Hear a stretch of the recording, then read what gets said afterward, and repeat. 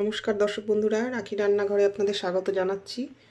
আজকে একটা পুরনো দিনের সাবেকি রান্না নিয়ে এসেছি, মাছের মাথা দিয়ে মুড়ো ঘন্ট।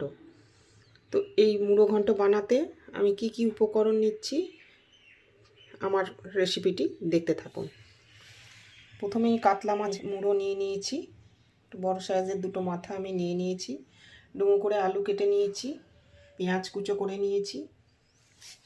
এখানে আমি একটা মিক্সিতে মশলা করে নিয়েছি, আদা রসুন টমেটো কাঁচা লঙ্কা, এটা পেস্ট করে নেব। আর এই যে 30 গ্রাম মতো আমি গোবিন্দভোগ আতপ নিয়েছি, এটা জলে ধুয়ে ভিজিয়ে দেব। আচ্ছা, এখানে একটা মশলা আমি নিয়ে নিয়েছি, ধনে গুঁড়ো 1 চামচ, জিরে গুঁড়ো 1 চামচ, শুকনো লঙ্কার গুঁড়ো 1 চামচ, 1 চামচ গরম মশলার গুঁড়ো, তেজপাতাটা আমি ফোড়নে দেব। এই মশলাটা আমি শুকনো খোলায় একটু ভেজে তুলে নেব। আপনারা গোটা মশলাও শুকনো খোলায় ভেজে গুঁড়ো করে নিতে পারেন। রান্নাটা আমি শুরু করছি।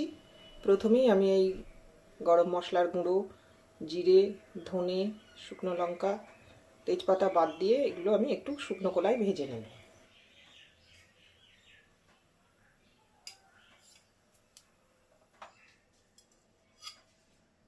এবারে আমি মশলাটা তুলে নেব। এবারে কড়াতে আমি পরিমাণ মতন সর্ষের তেল দেবো। আমি সর্ষের তেলেই রান্নাটা করব। 3 থেকে 4 চামচ মতো তেল দেবো, যাতে আমার মুড়োটা ভালোভাবে ভেজে যায়। বড় চামচে 3 থেকে 4 চামচ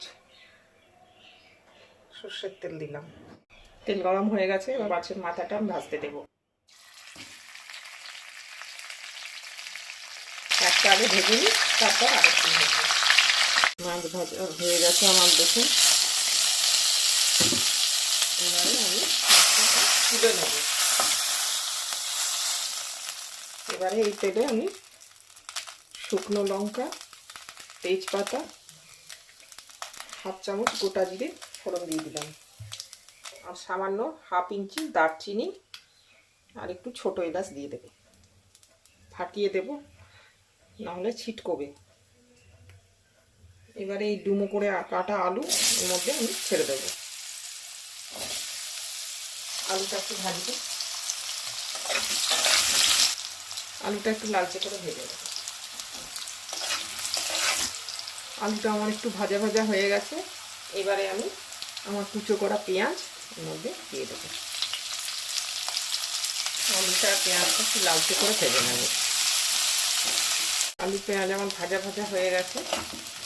এই পর্যায়ে আমি ভিজিয়ে রাখা 30 গ্রাম আতপ চালটা এর মধ্যে মিশিয়ে দেবো। আপনারা চাইলে এটা কম বেশি করে নিতে পারেন পরিমাণ নিয়ে। চালটা একটু বেশি ভাজবো না, 1 মিনিট একটু ভাজা ভাজা করে নেব। চালটা আমার ভাজা ভাজা হয়ে গেছে। এই পর্যায়ে আমি 1/2 চামচ হলুদ গুঁড়ো, ছোটো চামচের 1 চামচ নুন মিশিয়ে দিলাম। এবারে আমি কষতে থাকবো।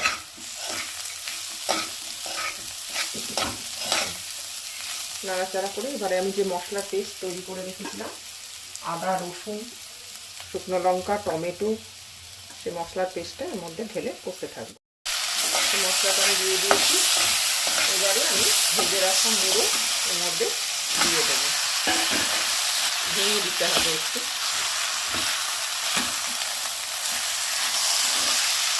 কেউ চাইলে এটা আগে থেকে ভেঙেও ভেজে দিতে পারেন, ভেঙে ভেঙে কেটে কেটে। সামান্য একটু জল দেবো, ভালো করে কষে নিয়েছি। সামান্য একটু জল দিয়ে এটা ঢাকা চাপা দিয়ে হতে দেবো। আর এই পর্যায়ে আমি এই গুঁড়ো করা মশলাটি এর মধ্যে মিশিয়ে দেবো।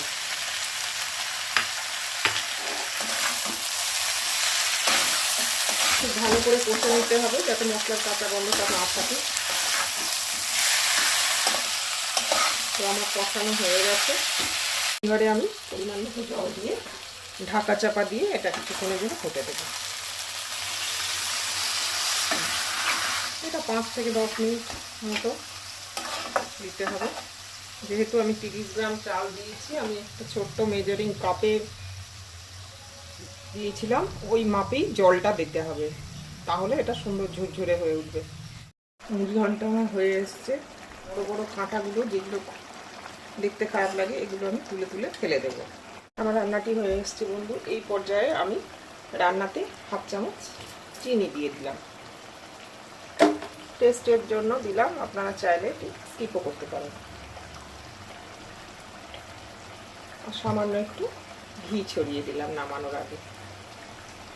সাবেকি রান্না, একটু ঘি, মুড়ি ঘন্টায় একটু ঘি যায়ও, অনেকে ঘিয়ে রান্না করেন। আমার এই রান্নাটি আপনাদের যদি ভালো লেগে থাকে তাহলে আমার চ্যানেলটিকে সাবস্ক্রাইব করার অনুরোধ রইল। লাইক, কমেন্ট, শেয়ার করবেন, বেল আইকনটি টিপে আমার পাশে থাকবেন, যাতে আমি কোনো নতুন ভিডিও দিলে নোটিফিকেশান সবার আগে আপনার কাছে পৌঁছে যায়। আজকের মতো এই পর্যন্ত। রান্নাটি আমি সার্ভ করে দিচ্ছি। ভিডিওটি দেখার জন্য ধন্যবাদ। সুস্থ থাকবেন, ভালো থাকবেন। রান্নাটি আমি সার্ভ করে দিচ্ছি। রান্নাটি আমি সার্ভ করে দিয়েছি বন্ধুরা।